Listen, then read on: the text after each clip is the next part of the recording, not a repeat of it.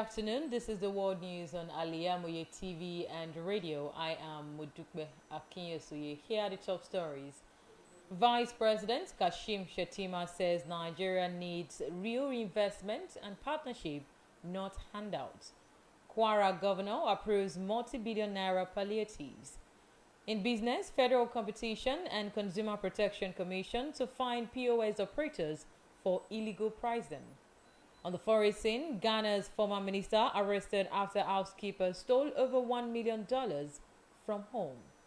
In sports, PSG permit Al-Hilal to talk to Kylian Mbappe after €300 million bid. Details of this and more coming up shortly. Welcome back. Now the news in detail. Vice President Kashim Shettima says Nigeria no longer needs handouts from developed economies but seeks real partnerships and investment. Shettima spoke on Monday at the ongoing United Nations Food Systems Summit in Rome, in Italy. The Vice President said recent economic policies such as the subsidy removal and the unification of the country's foreign exchange system have put Nigeria on a pedestal for mutually beneficial partnerships rather than handouts. Former President Olusegun Obasanjo on Monday lamented what he described as the inability of Nigeria to live up to expectations since independence in 1960.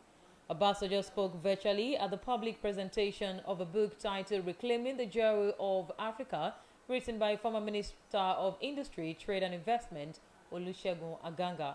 In his address at the program, Obasanjo said that the country had not only disappointed itself, but also Africa and the world. The former president also blamed the nation's level of development on inconsistent policy by previous administrations. The Independent National Electoral Commission, INEC, on Monday said it did not receive cash support from international development partners to conduct the 2023 general election. The INEC chairman, Professor Mahmoud Yakubu, revealed this at a meeting with civil society organizations on the preview of the 2023 general election. The INEC chairman noted that it has been a long-standing policy of the present commission not to receive direct funding and cash transfers from sources other than the federal government. He, however, explained that the support from the international partners came in the form of technical advice, civic and voter education, organization of meetings and capacity building workshops, as well as the publication of documents. The Nigerian Union of Pensioners has asked the federal government to include members of the union in the proposed palliatives to cushion the economic hardship of the petrol subsidy removal. Speaking at a press conference in Abuja on Monday, President of the union, Godwin Abumisi, said including members of the union in the plan is important due to their vulnerability. He explained that the petrol subsidy removal has further impoverished and pauperized pensioners, most of whom are the low-income earners in the country. Meanwhile, Governor of Kwara, Abdurrahman Abdurazak, has approved multi-billion naira palliatives to alleviate the effect of petrol subsidy removal across different demographies in the state. In a statement on Monday, the governor said one of the palliatives is a cash support of 10,000 naira for every public servant in the state beginning in July till a minimum wage is introduced.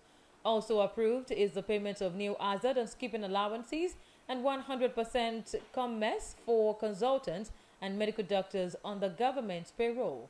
Abdurazak said he has also approved the extension of free bus rides for students of tertiary institutions and the continuation of a 3-day work schedule, among others. You are listening to the world news on Al-IyamoyeTv and radio. Still to come, business, foreign and sport news. Please just stay with us.